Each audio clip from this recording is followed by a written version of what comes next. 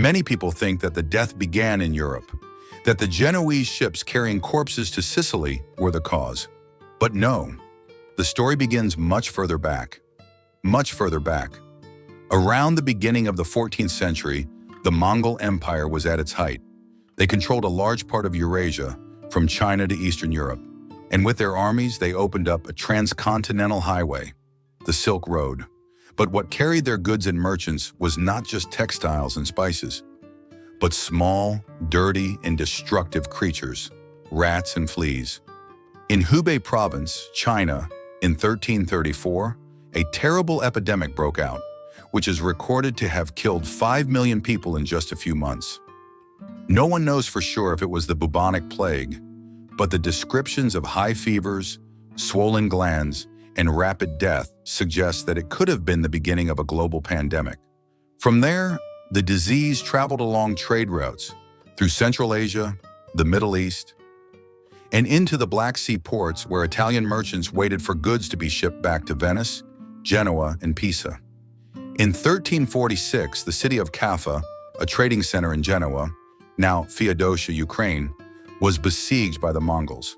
And then, the Mongol soldiers began to die, not from spears, but from a strange disease that caused them to have high fevers, develop swollen glands, and die within days. In one of the first examples of biological warfare, the Mongols used catapults to hurl the corpses of infected people into the city of Kaffa, hoping to spread the disease to their enemies. It sounds like a horror story, but it was true. Some sources say that it was from there that the Genoese people fled Kaffa on ships, unwittingly carrying the disease back to Europe. But if you don't believe in the idea of corpses being shot over the wall, there was another way: disease-carrying rats on merchant ships.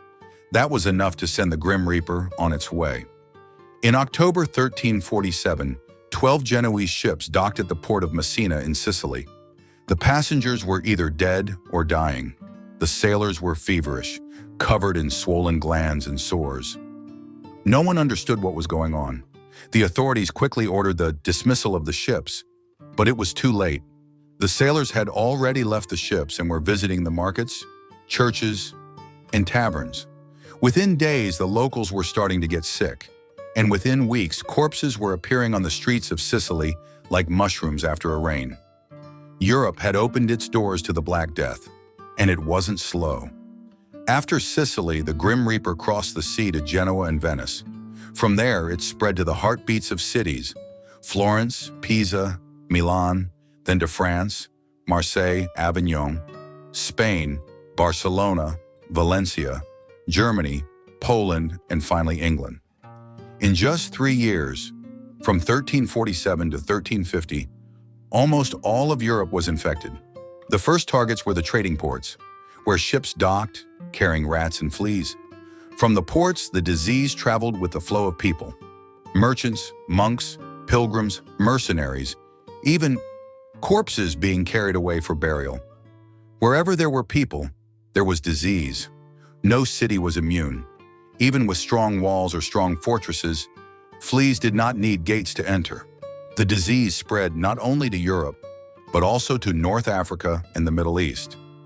At the end of 1347, a ship from Constantinople carrying goods and disease arrived in Alexandria, Egypt. Within weeks, Cairo, the largest city in the Muslim world, was in ruins. More than 200,000 people died in just 6 months. One eyewitness reported that the Nile was so full of floating corpses that people had to throw stones at them to keep them away. From Egypt, the plague spread to Mecca, a pilgrimage site for millions of believers. No holy place was exempt. The disease continued to Damascus, Jerusalem, Aleppo, tearing apart the most famous religious and cultural centers of the time. People prayed, people made pilgrimages, people confessed their sins, but death listened to none. The remote regions seemed safe, but they were not. A ship arriving in Bergen, Norway, spread death across Scandinavia. The inhabitants of Iceland, Finland, Sweden, the Baltics, all were caught in the whirlwind. Even remote villages in the Alps, the Pyrenees, the forests of Eastern Europe were not spared. Historians call it the silent death wave, where people slowly disappear, no one knows why, no one survives to tell the story. Some places like Poland, central Hungary, or the village of Eam in England escaped the first wave. Why? No one knows for sure. Some say the climate was not favorable to fleas. Others say people there were cleaner, less commercial. But there are also theories about genetic mutations. Some of the population may have carried the CCR5D32 gene, which helps the body fight infection. It was this gene that was later found to be resistant to HIV. Did the survivors of the Black Death leave behind a legacy of immunity for posterity? Within 3 years, death spread like a tsunami, and at the same time, a new ecosystem was formed, an ecosystem of panic. There is one thing that no history book has described clearly enough about the Black Death. It was not only the death of the body, but also the death of the human heart. In the great cities of Florence, Avignon, London, or Paris, which were once bustling with the sound of church bells, the footsteps of merchants, and the laughter of children, now there are only groans. But the groans are not because of pain, but because of loneliness. Neighbors who used to share bread now close their doors. Close friends who used to invite each other to a glass of wine now quickly turn their backs when they see the other person coughing. In a moment, kindness became a luxury more precious than gold. No one dared to approach the sick. No one dared to touch the eyes of the dead. Even children were abandoned because they had fever.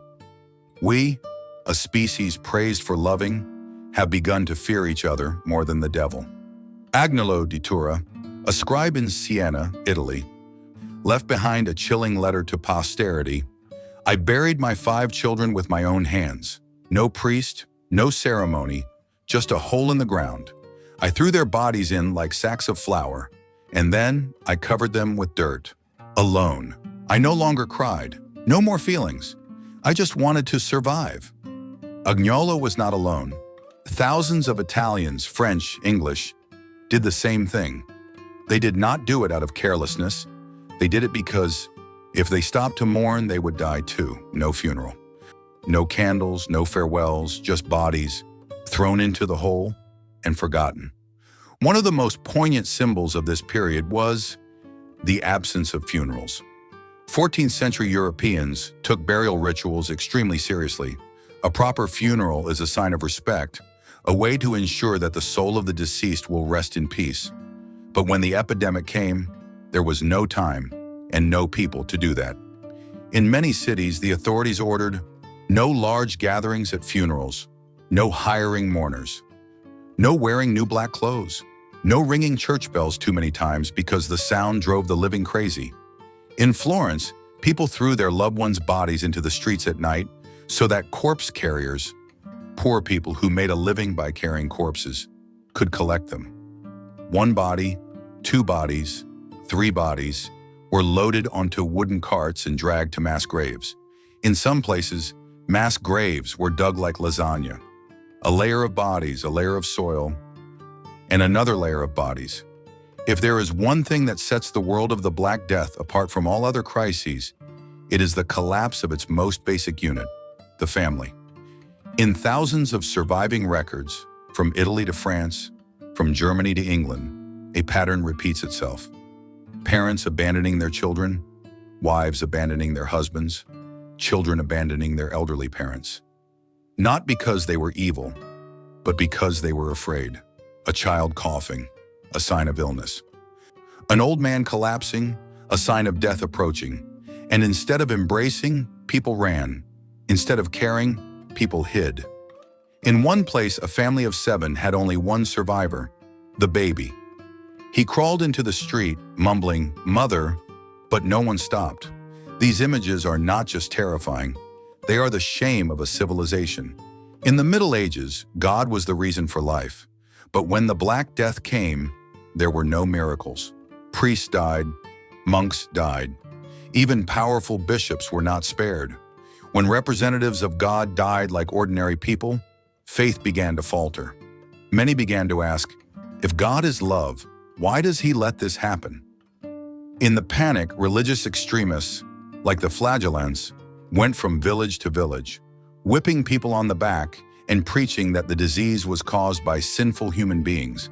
Instead of saving them, they spread fear. In any crisis, humanity looks for someone to blame. And this time, the Jews became the scapegoats. The reason? Because in many places, Jews were less likely to get sick. In part because they had their own hygiene rituals and did not drink dirty well water. But instead of being admired, they were suspected. Rumors spread. The Jews poisoned the wells to kill the Christians. The result? Massacres. Strasbourg. Over 2,000 Jews burned alive. Mainz, Cologne, Frankfurt. Hundreds of communities wiped out. No evidence, just fire and blood. This event not only showed the extent of social desperation, but also left a stain on European history that lasted into the 20th century. The plague did not discriminate by class, but the chance of survival did. In cities like Florence, Paris, and Avignon, when the disease began to spread, the upper classes were the first to flee.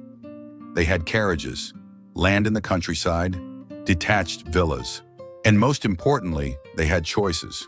While the poor were locked up in cramped quarters, where a family of 6 lived in a room the size of a trunk, the aristocrats simply packed a few suitcases, hired a cart puller, and disappeared to the disease-free countryside. Giovanni Boccaccio's famous work, The Decameron, is proof. 10 wealthy young people withdrew from Florence to avoid the plague, living in an isolated castle and telling each other stories every day. A kind of luxurious quarantine of the Middle Ages. And the people? They stayed. Not because they were brave, but because they had nowhere to go.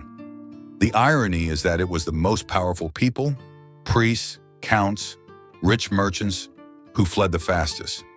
Abbots abandoned their monasteries, leaving them in the hands of their servants. Officials abandoned their posts and fled to the fields. Merchants closed their shops and took their families to the mountains. And that left a vacuum.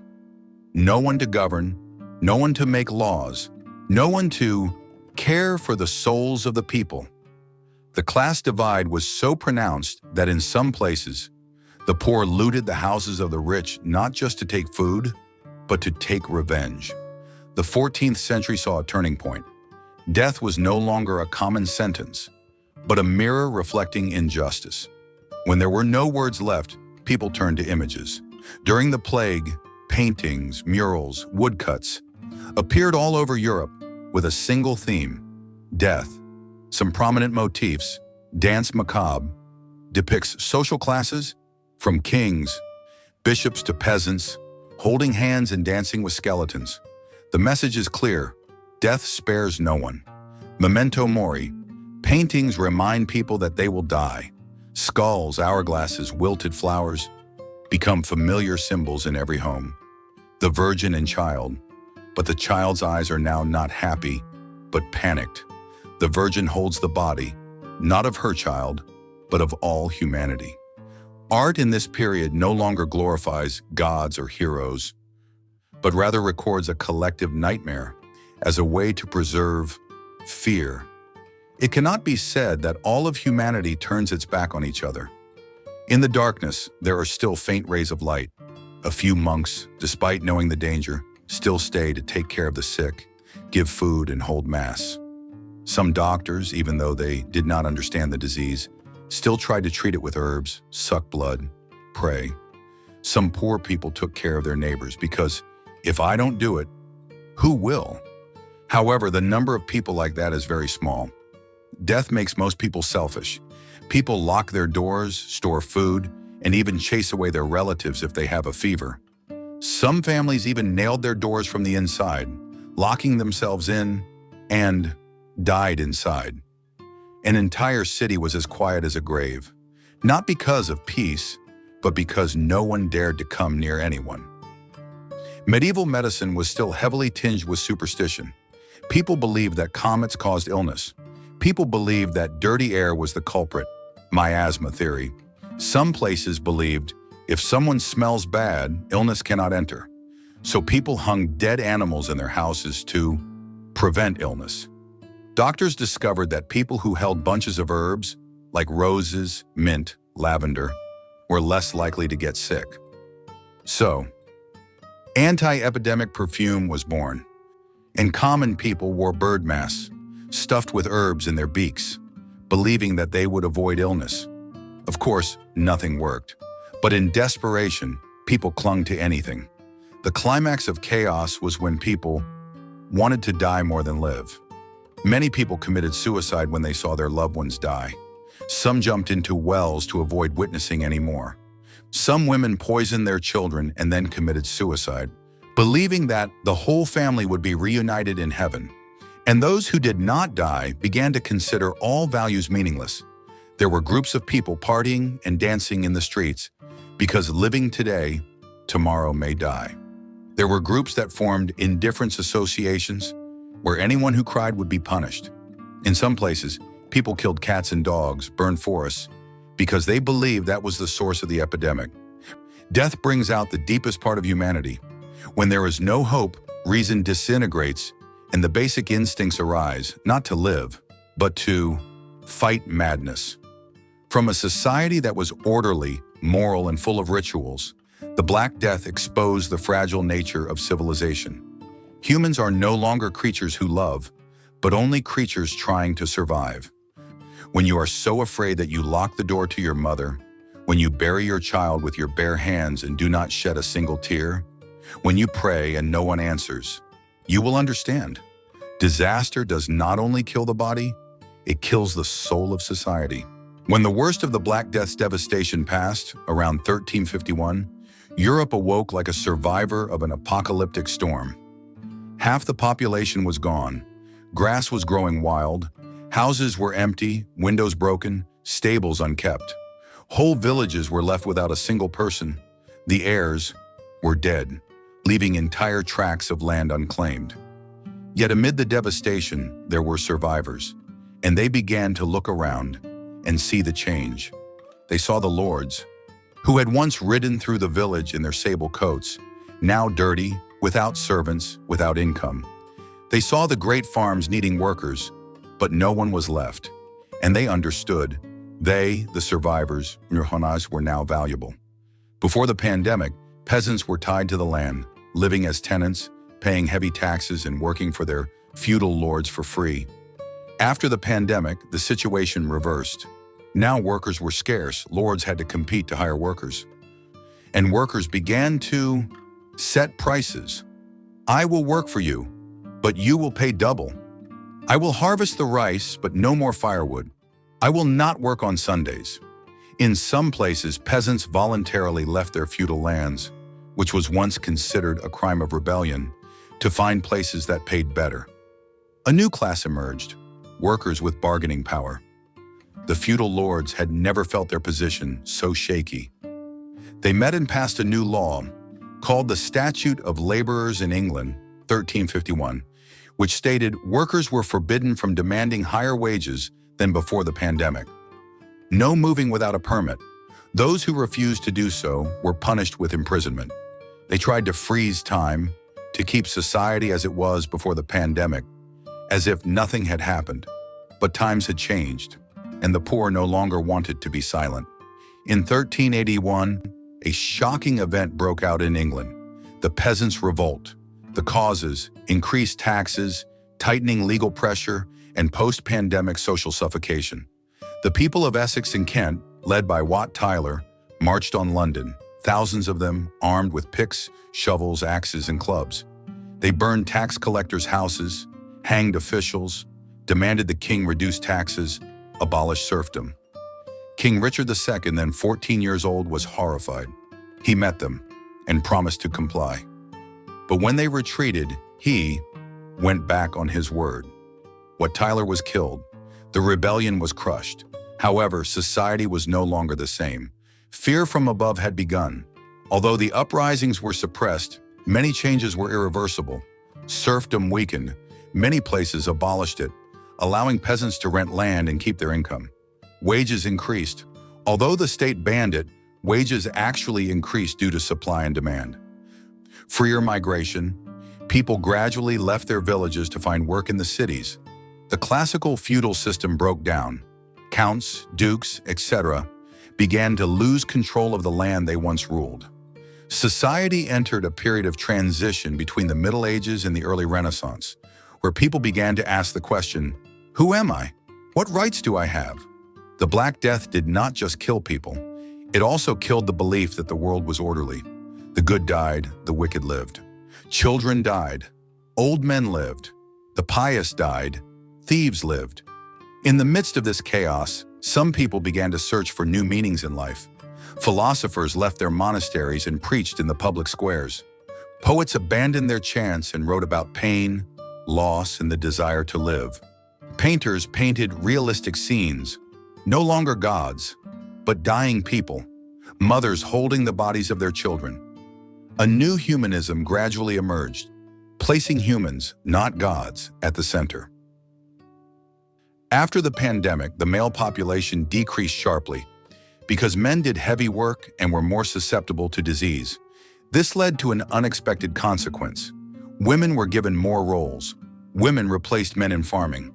Women managed commercial books. In some places, women headed craftsmen's guilds. Although society was not yet equal, for the first time, Europe saw the image of a wife. Not just a mother, but a boss, someone with a voice. The Black Death, unintentionally, opened the first crack in the patriarchal wall that had lasted for thousands of years. Before the plague, Western art was largely for the church. Iconography, statues of the Virgin Mary, the crucifixion, scenes of paradise. After the plague, artists began to paint reality, and that reality was death, loneliness, the darkness of the soul. The artist Hans Holbein painted The Dance of Death, a series of woodcuts depicting each social class being taken by death. Kings, merchants, priests, children. No one was spared. Art was no longer a religious tool, but an indictment of the corruption of society, where religion, law, and power had failed to save anyone. People looked at the paintings and realized they were not alone in their fear. They had a right to be angry. With many villages wiped out, Europe needed to reorganize its living space. From here, new types of towns were born, not based on feudal territories, but on free economy and labor. Carpenters, blacksmiths, weavers formed their own guilds, had the right to self-government. Merchants could immigrate, set up market stalls, pay taxes, without being subjects of the Lord. Urban people began to live by their skills, not by their status. The first middle class, merchants, factory owners, bankers, began to form. Society was no longer divided into two, nobles and peasants, but a third appeared, the master himself. It is impossible not to mention the role of the Catholic Church during the epidemic. When the disease spread, people flocked to churches. They knelt, cried, begged for mercy, but no miracle happened. Priests, bishops, many also died. Funerals were not celebrated. Masses were canceled. Instead of salvation, the church was confused, turning a deaf ear to the cry for help, and that created a big crack in faith. After the epidemic, the laity began to question the preaching. If God loves, why does he let children die? Seek out fringe groups like the Lollards, Hussites, protesting the wealth and abuse of power of the church. Translate the Bible into the vernacular so that people can read and understand it themselves, without the need for intermediary priests. This was the opening step for the Reformation in the 16th century, when all of Europe was shaken by the movement against the supreme power of the Pope. There is no epidemic that does not bring with it conspiracy theories. At a time when Europeans were desperate, they needed a sacrifice, and the Jews, a minority, a closed community, keeping their religion to themselves, became targets. They were accused of poisoning wells, sowing spells, causing plagues to seize land. Results: thousands of Jews were burned alive in Strasbourg in 1349. 200 Jewish communities were destroyed across Europe. Women and children were forced to convert or killed. The discrimination did not disappear after the plague. It deepened. Death not only took lives, but also exposed the pent-up hatred in society. The plague left behind a special class of people, mass orphans. In Florence, Paris, London, thousands of children without parents, living on the streets, hungry and cold, exploited as slaves. This led some cities to establish the first orphanages. Milan opened the Ospedale Maggiore, a combined hospital and nursery. Bruges established orphanages to provide care and vocational training for street children. Some places even placed iron boxes in front of their gates, where those who could not care for their children could leave them. The idea of community responsibility began to take shape, albeit in its earliest form. And those children were the generation that would shape post-plague Europe. By 1400, nearly 50 years after the Black Death, Europe had changed beyond recognition. The feudal structure was fractured. The power of the church was questioned. Art, philosophy, culture entered the pre-Renaissance period. Labor was valued. Women had more of a voice. The town became the new center. Death took lives, but also left a void for people to rebuild society. Not with bullets, but with memories and tears. The Black Death is a distant memory, but the lesson is very close. When COVID-19 broke out, we fled. When hospitals were overwhelmed, doctors had to choose who got oxygen first. When lockdowns dragged on, the poor still suffered the most. And when vaccines came, who got access first? History repeats itself, not in exact form, but in spiritual form. And perhaps the greatest lesson from the Black Death is that every time humanity experiences a shock, it is not our bodies that survive, it is how we treat each other. In 1353, 2 years after the peak of the Black Death, Europe entered a temporary state, between loss and recovery, between doubt and hope. No one believed that things could go back to normal, and so the inevitable happened, a profound transformation of consciousness. People began to question the role of religion, power, and knowledge. They were skeptical of dogmas that had been the eternal foundation, and above all, they put man himself at the center of survival. This was when the seeds of a new era began to sprout, the Renaissance. Before the epidemic, European knowledge was locked in the hands of monks and Latin scholars. Precious books were handwritten, hidden in monasteries, difficult to access. After the epidemic, the need to understand life, death, and humanity increased dramatically. Translations from Arabic to Latin, and from Latin to the vernacular, spread. Independent schools and institutes flourished. People began to study mathematics not to serve the church, but to build bridges, measure land. Study medicine no longer to balance the four fluids, but to understand the human body. Painters painted naked people, not in suffering, but in strength and beauty. Death taught people one thing: life is precious, and man is the center of the universe. In the Middle Ages, science was considered an abomination. Studying the human body, heresy, dissecting corpses, blasphemy. Questioning why diseases occur, stupidity, it is God's will. But after the disaster, people realized prayer does not save anyone. That's when people like Paracelsus, 1493-1541, spoke up. Disease is not caused by demons. It comes from poisons, from imbalances in nature. They began recording symptoms, comparing deaths, using herbs, minerals, instead of chanting prayers. From here, medical science began to emerge, slowly but surely. The Black Death triggered an enlightened discontent in society. That knowledge was the way to survive. Before the plague, the European economy revolved around subsistence agriculture. People worked the Lord's land in exchange for protection. After the plague, land was plentiful, workers were few, more efficient production methods were needed, more distribution, trade, and circulation of goods were needed. Results: trade towns emerged connecting rural and urban areas. Guilds emerged, leather workers, blacksmiths, cloth workers, etc. Money became the main means of exchange. The merchant class, factory owners rose, paving the way for early capitalism. No one wanted to spend their whole lives working for the Lord. Epidemics caused many feudal domains to disintegrate. Small lords gradually weakened when there were no more peasants to serve. Meanwhile, large dynasties began to focus on collecting taxes, organize professional armies, establish national laws. For example, England gradually unified under the Plantagenet dynasty and then the Tudor dynasty.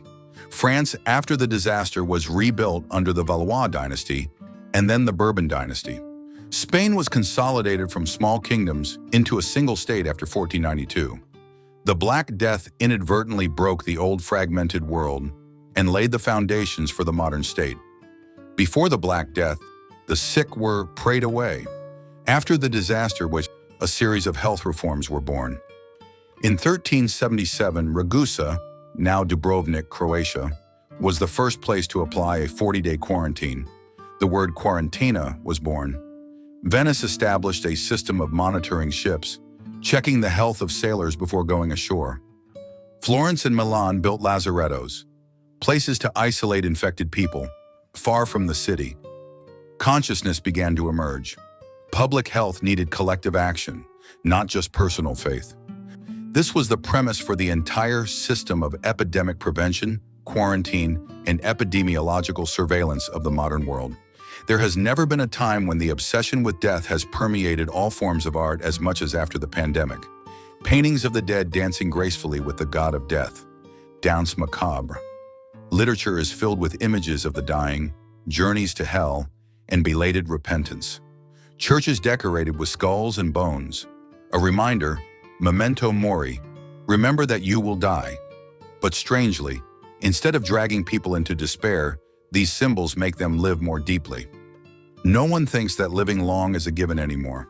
Joy becomes sacred, and creativity is liberated as never before. History does not repeat itself, but it echoes. In 1918, the Spanish flu killed 50 million people. There was also panic, mass burials, and a lack of doctors. In 2020, COVID-19 caused a global shutdown. There was also skepticism, discrimination, and the vulnerable were hurt the most. All three pandemics raise the question, do we really have control over life? Is science enough to save us? And is society tolerant enough for the vulnerable? Everything that happened was written in the memory of the Black Death. In 1347, ships from the Black Sea arrived in the port of Messina, Italy, and brought not only goods, but also invisible death. No one knew what the disease was. No one saw the bacteria, but everyone saw it. Healthy people collapsed within 2-3 days. Bodies were purple and swollen, oozing pus, with apple-sized tumors growing on their necks and groins. The stench rose from the streets, pungent, rancid, almost apocalyptic. And when fear overcame understanding, the first instinctive reaction was to find someone to blame. Some thought it was God's punishment. Society had sinned too much. Some claimed that Jews had poisoned the wells. Others believed that mutants and witches had opened the gates of hell. Society began to be shaken by rumors, not by knowledge. Strasbourg, 1349. Less than 2 years after the plague broke out, a ridiculous trial was held to try the Jews. Thousands of Jews were dragged from their homes, despite no evidence. They were burned alive in community fire pits, where the public cheered. It wasn't just Strasbourg. In Mainz, Cologne, Frankfurt, Jewish ghettos were looted and destroyed. Some clergy and nobles tried to protect them, but were branded apostates. It wasn't just a disease, it was mass madness. A society faced with the uncontrollable often turns to evil as a way to feel in control. When reason fails to explain, religion, especially Catholicism, becomes the only thing people cling to, and that led to a chain reaction of chaos. People believed that the bodies of saints could repel the plague, so the mummies of Saint Catherine, Saint Sebastian, were carried everywhere. Every time the procession passed through a village, the crowd knelt down on the street, crying and begging. The sick tried to touch the coffin, hoping to be healed. Results: crowds gathered, the infection increased rapidly. Infected mummies followed the pilgrimage from village to village. The saints did not save anyone, they only brought more deaths. The appearance of groups of flagellants, people who tortured themselves with whips and iron nails. They went barefoot, ragged, beating their backs until they bled. While beating, they sang hymns of repentance, asking God for forgiveness. They believed that if they suffered for the community, God would stop the epidemic. They went through the towns, spreading panic and spreading the disease even more. Some towns closed their doors to them, calling them madmen with the disease. But many still believed, suffering is salvation. Religious faith was no longer a place of comfort. It became a tool of spiritual violence. The plague spared no one, and that caused the ruling class to panic like the common people. Pope Clement VI had to retreat to Avignon, quarantined in a garden surrounded by fires to filter the air. Bishops and priests in the big cities died in droves. Churches became empty. Some priests refused to perform funerals for fear of spreading the disease. People began to ask, if God is all-powerful, why did he let this happen? If the priest is the one connected to God, why did he abandon us? Faith was shaken, and from it sprang up Protestant religions, such as Lollards in England, demanding the Bible be read in the local language instead of Latin. Hussites in Bohemia, questioning the wealth of the church. The death paved the way for the biggest religious reform in Europe for the next 200 years. King Philip VI of France retreated to his palace, refusing to receive ambassadors. King Edward III of England ordered the gates of London closed, leaving the people to fend for themselves. In the eyes of the people, the rulers protected no one. No laws, no healthcare system, nothing but fear hidden behind iron gates. From then on, faith in traditional authority declined markedly, paving the way for later peasant revolts. In traditional medieval societies, the family was the vital unit. Parents cared for their children from infancy to adulthood. Children showed filial piety when their parents were old. Neighbors helped each other in times of need. But the Black Death broke all moral rules. Stories from contemporary chronicles make us shudder. When a child began to cough, his mother shut the door and ran away. He was heard crying for 3 days, then silence. Record from Florence, 1349. The wife pushed her husband off the bed when she saw that he had a fever. She fled to a neighbor's house. They found him dead 3 days later. Chronicle of Avignon. Why? No one knew how the disease was transmitted. They only knew that contact would kill them. No medical knowledge, only instinctive fear. And above all, the instinct to survive overcame family ties. People did not cry when they buried their loved ones because so many died. No funerals, no farewells, just the loading of carts and rolling them towards a cemetery. But also not everyone turned away. In the midst of panic, some people walked towards death, not out of stupidity, but out of compassion. In France and Italy, many nuns left their convents and went to the streets to care for the sick. Wiped, fed, prayed at the bedside of dying patients. Even though they knew that the risk of death was almost certain. They did not wear masks, did not have medical knowledge, but had something that society lacked: compassion. If we do not care for them, who will? Aren't we the hands of God in everyday life? Excerpt from a letter from Sister Margarita in Siena.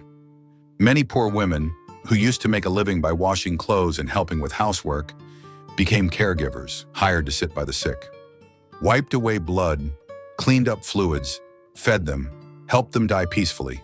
Some did it for the money, but many did it because they couldn't help it. They were the forerunners of modern nursing, the first to turn medical care into a humanitarian act, not a religious or power one. There were no psychologists in the 14th century, no talk therapy, no words to describe mental trauma. But what remains in paintings, poems, diaries, all point to a syndrome we now call post-traumatic stress disorder, PTSD. Many people describe seeing corpses come back to life in their dreams, calling them by name. Hermits reported hearing children crying, even when no one was around. Some priests who survived the plague fell into deep depression, not speaking for years. The poet Petrarch, who lost his lover Laura in the plague, wrote, "We can no longer distinguish between the living and the dead. Every glance we meet smells of death." A generation of young people growing up after the plague, parents dead, siblings missing, has a strange mentality. No fear, no attachment, no belief in tomorrow. They are willing to leave their hometowns for the city, ready to follow dangerous professions, ready to love, then leave. It is a generation of brokenness, both loss and liberation. Before the Black Death, the church preached, "Life is suffering, live to endure, then go to heaven to be saved." After the pandemic, people saw death can come at any time.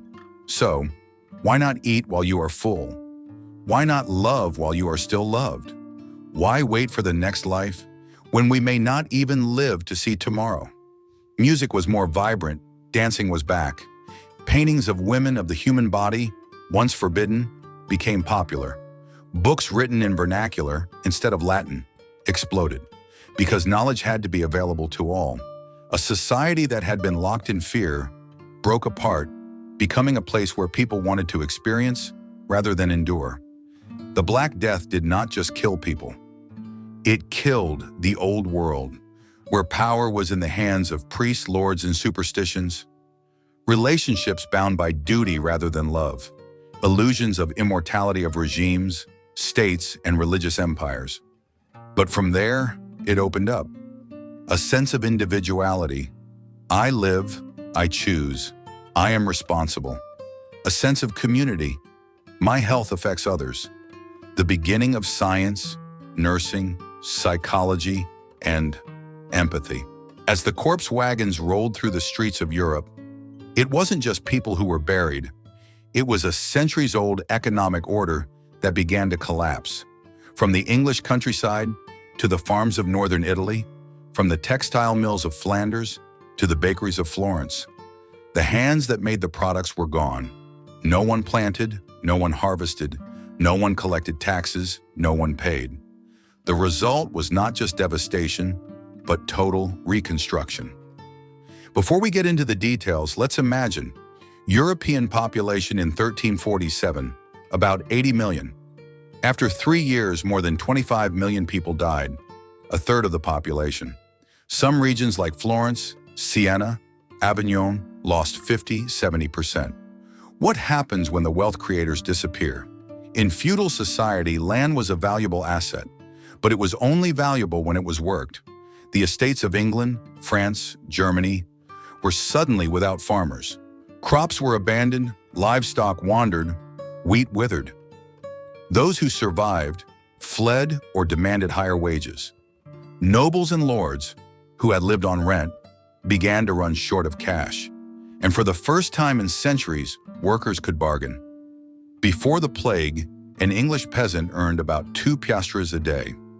After the plague, wages doubled, even tripled, as supply fell and demand increased. In Italy, records show a baker earned twice as much as a priest during the plague. A midwife was invited to the homes of nobles. The market was turned upside down. The balance was tilted in favor of the survivors. Before the Black Death swept through Europe, it was a static picture. The lords owned the land. The serfs were tied to that land, unable to move, unable to refuse to work, and only getting a small share of the produce. In other words, people were tied to the land as tools. But when millions of serfs died, and millions more left the fields to escape the plague, the system had no one to tie them to anymore. The survivors left the villages, which had been strictly controlled, and flocked too. The cities were less affected. Where masons, weavers, cooks, nurses, etc. were needed, the cities became the new working class. They were no longer serfs. They were hired laborers. Many lords sought to force people back into serfdom, for example. They made it illegal to leave the village without permission. The survivors were forced to continue paying rent, even though no one was left to till the land. In England, Parliament enacted the Statute of Labourers, 1349, prohibiting wage increases above pre-pandemic levels. But the people were no longer afraid. They saw that power was in their hands because they were survivors, rare workers. A chronicler of the time wrote, "No man kneels before the Lord anymore, for he himself must kneel to beg them to plow the land." The Black Death did more than kill people. It killed the fixed stratification system that had lasted for centuries.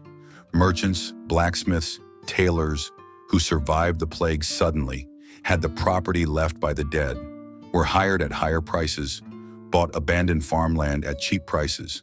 They rose from commoners to smallholders, an early middle class. There were bakers who became millers, washers who married merchants' daughters. No one recognized the boundaries anymore. Diary in Bruges, 1353. Many lords went bankrupt because no one paid their taxes. They sold their lands, mortgaged their manors, borrowed money from people they once despised. By the 15th century, many regions in England, France, and Italy had seen the disappearance of the lower nobility. This reversal was the premise for the Peasant Revolution in England, 1381. The humanist movement in Italy. The formation of the bourgeoisie in major cities such as Florence, Bruges, Nuremberg. The merchants who were agile seized the opportunity the fastest, buying abandoned farmland, investing in craft workshops, opening alternative trade routes when ports were closed due to the epidemic. This class rose like a kite in the wind, and from here, the term bourgeoisie gradually appeared and shook traditional society. One of the changes that was less recorded but had a profound impact was women worked, were paid, and had a voice more than ever. Why? Because too many men died. Because society could not function if the other half of the population only knew how to light candles and pray. Bakers, printers, weavers, nurses, rickshaw pullers, even gatekeepers, all had women present. Many professions that were previously forbidden to women were forced to open up. In Venice, there is a record of a group of women operating a complete silk factory. In Bruges, women joined the Dyers Guild, something that had not happened before. When their husbands died, many women had no one to support them. They had to take over taverns, laundry shops, bakeries, pharmacies, manage the books, trade, negotiate prices. Society, and although still looking down on women, could not help but accept them. No one called her the master's wife anymore. They called her the shopkeeper. Cologne Diary, 1351. When the Black Death passed, the survivors were no longer as resigned as before. They witnessed. Death took their loved ones in an instant. The church was powerless. Lords went into hiding or exploited more. And most importantly, they realized they were rare, a valuable economic force. In many countries, the government tried to bring society back to normal. That is, forcing peasants to work at the old wages, prohibiting freedom to leave the village, raising taxes to compensate for losses. It was like unlearning all the lessons of the pandemic. And of course, the reaction was 381, the English peasants' revolt started in Essex, spread to the whole of southern England. Reasons: head tax tripled, wages banned, church still demanded gold offerings. Wat Tyler and the pastor John Ball led the movement, calling, "When Adam plowed and Eve spun, who was the noble?" They marched into London, killing the exploitative officials and judges. Although suppressed, the earthquake caused panic in the government. After that, taxes were withdrawn, labor laws were gradually adjusted. The truth was undeniable. The peasants were no longer resigned. 1358, Jacquerie movement in France. Peasants in northern France revolted against the nobles, burning down estates. Although defeated, the government was forced to increase security and negotiate many land policies.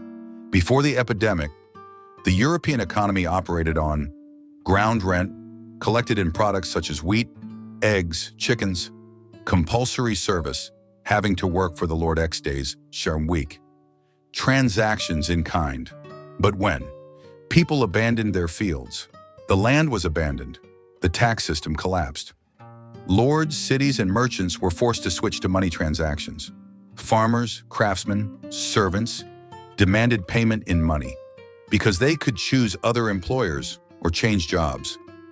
This increased the circulation of money and at the same time caused local inflation in some regions, but also promoted banking, accounting, and commerce.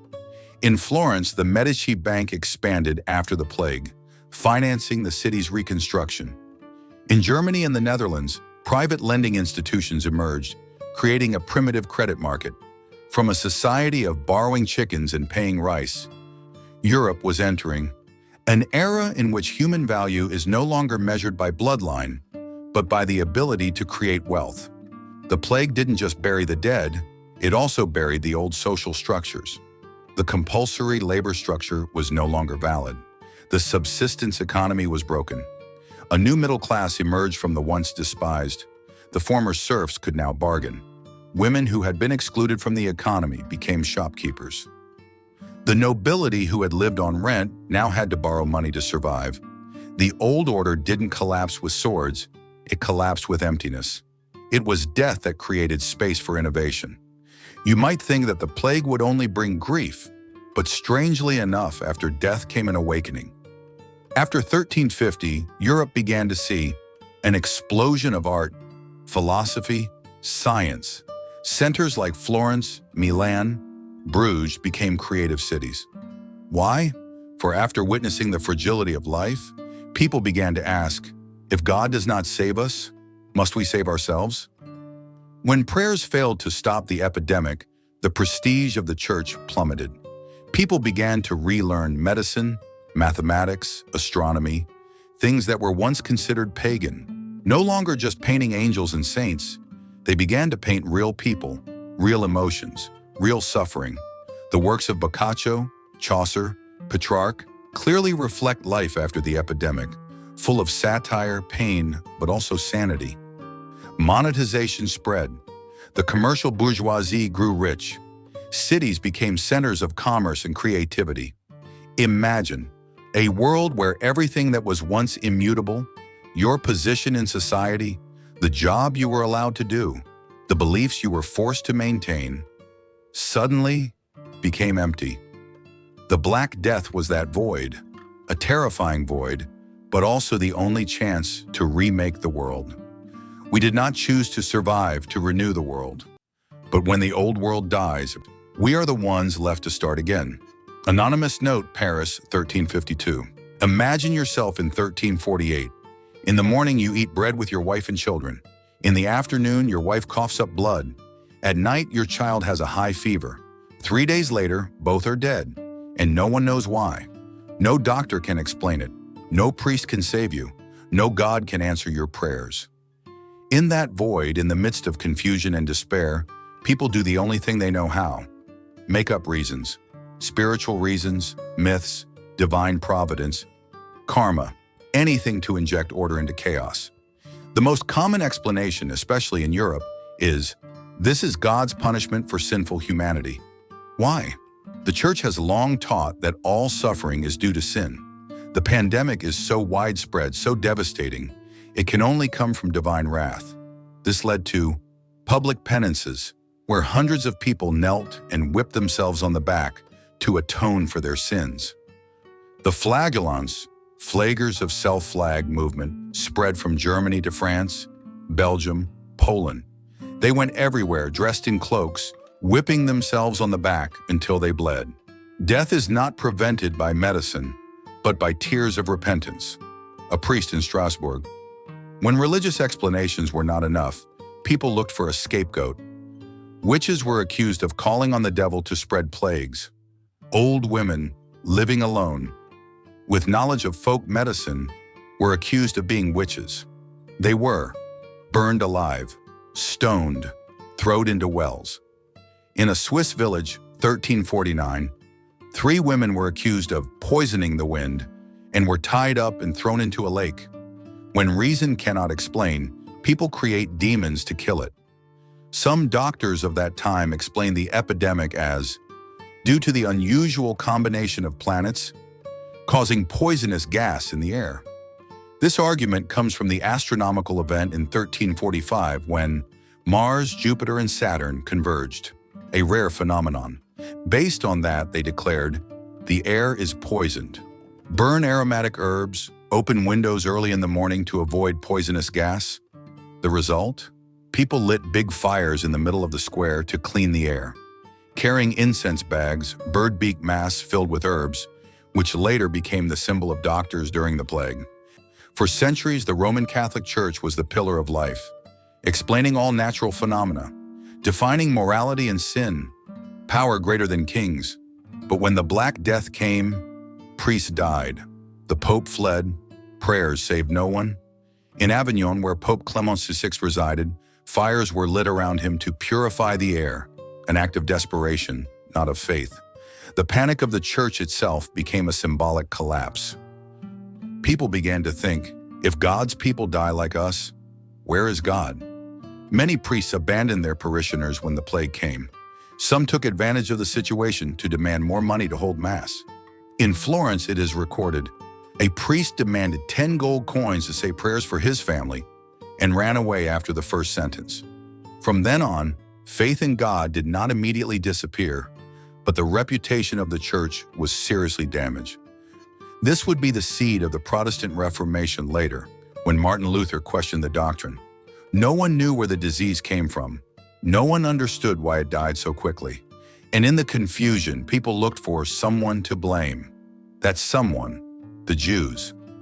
The Jews had the custom of washing their hands thoroughly, according to Torah law, did not mix with the common people, had banking, lending money, and most importantly, lower mortality, thanks to good personal hygiene. The people's wrong conclusions, they poisoned the wells. They called on demons to harm us. Strasbourg, 1349, 900 Jews burned alive in the synagogue. Basel. Jews were locked in a warehouse and set on fire. Mainz and Cologne. Hundreds of families were wiped out in one night. Even when Pope Clement VI banned the persecution of Jews, local officials ignored it. When faith is no longer a light, it becomes a torch in the forest. Historian Voltaire. In times of crisis, the human mind creates myths to fill the knowledge gap. 1. The man in black carrying a scythe, symbol of death. Many people claim to see a man in a black cloak with a veil, holding a scythe, walking from village to village. And wherever he went, people fell like straw. This is fear made visible, the symbolization of death as a visible entity. That image would become the Grim Reaper, which still exists in popular culture today. Cats, especially black cats, were considered the companions of witches. Many areas killed all the cats in the village because they feared that cats would suck the souls of sleeping people. The ironic result? Rats, the source of disease-carrying fleas, increased dramatically. The disease spread faster. Superstition was not only useless, it was counterproductive. You might think death during a pandemic is all about tears and mourning, but in fact, many communities celebrated it as a collective ritual. Strange, magical, and sometimes terrifying. When the death toll was so great, burial became a social and spiritual emergency. Every city had its own death pits, where hundreds of bodies were buried. Many had no names, no funerals, no grave markers. But people still tried to give meaning to it. The living stood around the pits, chanting prayers, lighting candles, regardless of the cold wind or the spread of the disease. Some regions held community funerals every week, where people brought cakes, candles, and fragrant herbs to pay their respects to strangers. Death kills individuals, but the community sings farewell to them. Record from Siena, 1349. In some regions, people hung the bodies of the dead at the entrance of villages or city gates. Purpose: to warn outsiders, do not come near. There is a plague here. Some places also sprinkled lime, holy ash, or drew charms on the corpses, hoping to ward off evil spirits. Perhaps the most haunting spiritual image of the Black Death was the Dance of Death, Dance Macabre, emerging from collective fear. In paintings, poems, and folk songs from France to Germany, people described a skeleton, or the angel of death, invites each person, from king to peasant, to enter the dance of death. All dance, no one escapes.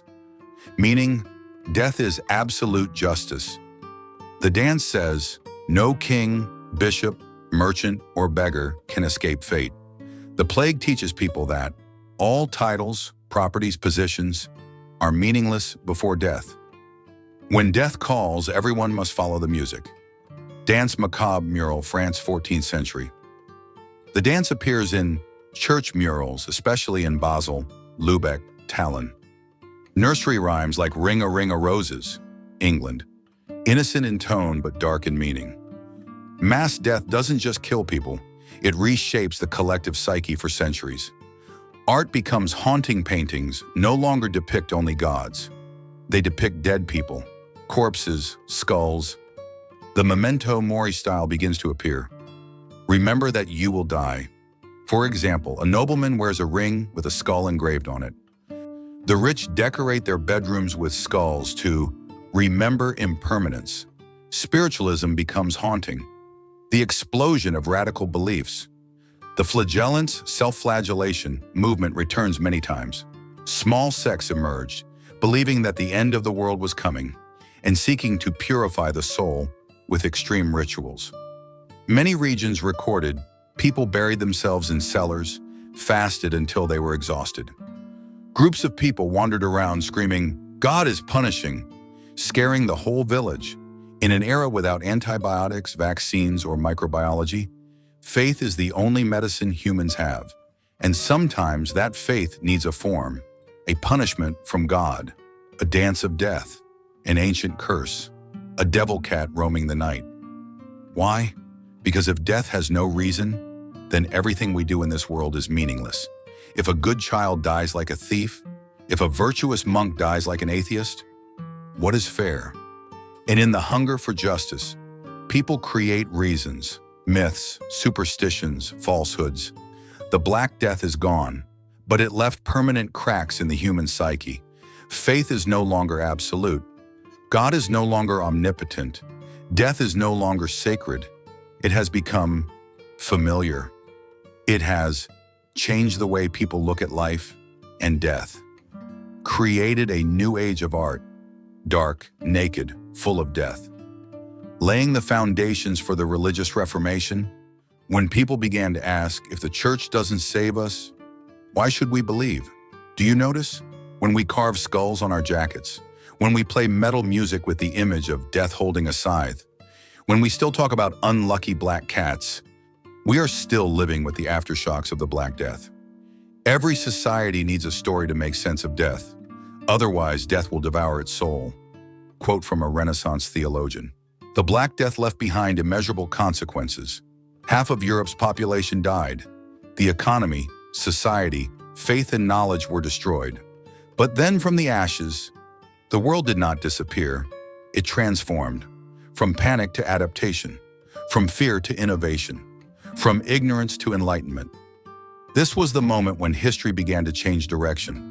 Not by force, but by the greatest biological pain humanity has ever known. After the plague, the land was empty, houses abandoned, fields overgrown with grass. But for the survivors, this was a golden opportunity. Before, peasants were considered property, dependent on the Lord. After the pandemic, there was a severe labor shortage, forcing landlords to pay high wages, cede land, and reduce taxes. In England, a law prohibiting wage increases was passed in 1351, but no one could enforce it. Now the plowman may demand as the merchant, recorded in York. Before the plague, his social status was fixed: nobles, clergy, peasants. After the plague, the poor could get rich quickly, thanks to less competition, more opportunities. This worried the nobility because a commoner could now wear silk, eat meat, hire servants. The social structure began to shake from the roots. The Black Death not only massacred commoners, but exposed the impotence of the church. Priests died like commoners. Prayer did not stop the plague. Result, a total loss of prestige. People began to doubt scholastic theology, looking to reason. After the spiritual crisis, people found answers within themselves. Literature moved from praising the gods to understanding people. Art portrayed real life, no longer just the heavens. This was the gateway to the Renaissance, which began in Florence, a city devastated by the plague. When the gods left, men rebuilt the world with their minds and hands. Historian Jacob Burckhardt. During the plague, the so-called doctors only knew how to cut blood, surge tumors, heat the body with coals, wear bird masks and burn herbs in the room. No one knew about bacteria, viruses, or the existence of the immune system. And when all methods failed, some began to doubt their own knowledge. If we are wrong, what is right? Was the first question that led to modern science. Previously, the church had forbidden autopsies because it believed the body was sacred. After the pandemic, with so many dead bodies, the ban was relaxed. Universities began performing autopsies for research.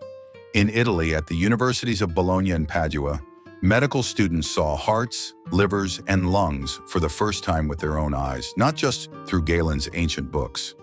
People no longer believed in the classics, but in the cold corpse before them. The Black Death showed people narrow, dark, crowded streets were hotbeds of disease. Rampant sewage, swarming rats were the source of death. Results: some cities began to separate residential areas from livestock pens. Some places built drainage canals, cisterns, and sanitation regulations. Venice and Milan even blocked ships coming to port, the precursor to the modern quarantine system.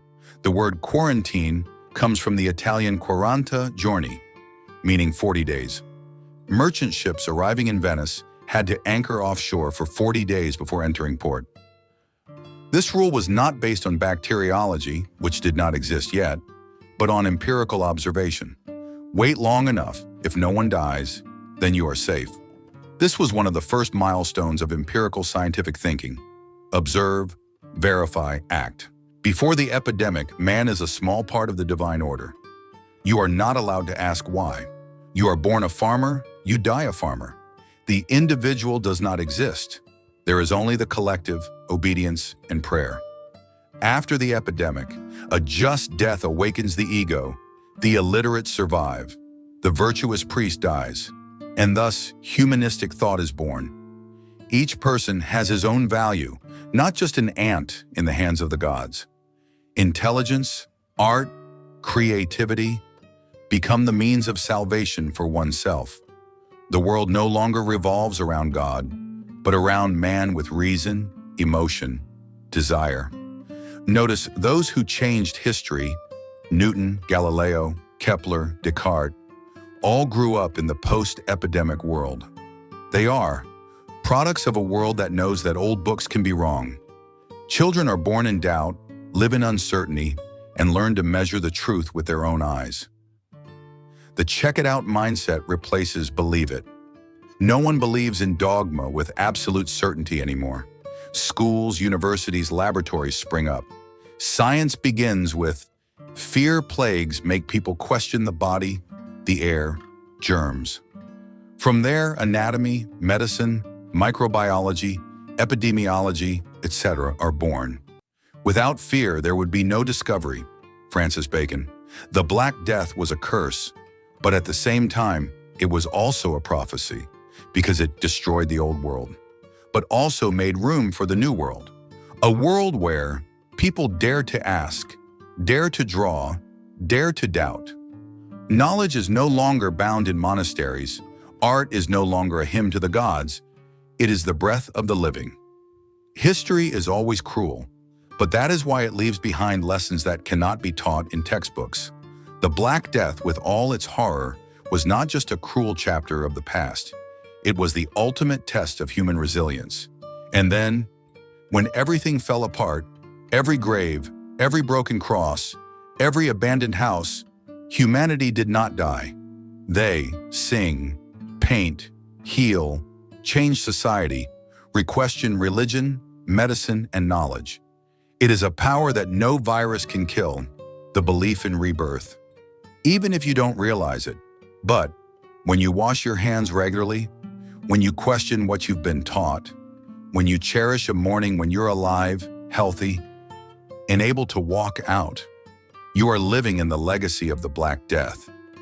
It reminds us that life is fragile, death is sudden, and that's why our existence today is a miracle. The pandemic is not the past. It is the future replayed.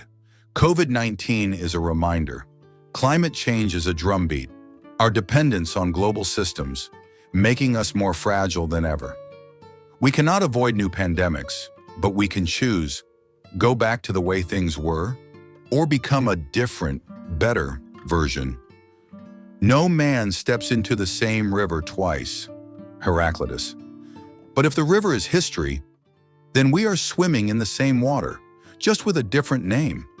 Perhaps what makes the Black Death so memorable isn't how many people it killed, it's how different it made those who survived it. And now we, living in the 21st century, are we any different? We are frightened too. We are doubtful too. We are struggling to find meaning between life and death. But if there is anything to hope for, it is this. History is not a mirror to hold up to the past. It is a lamp to guide us through the darkness.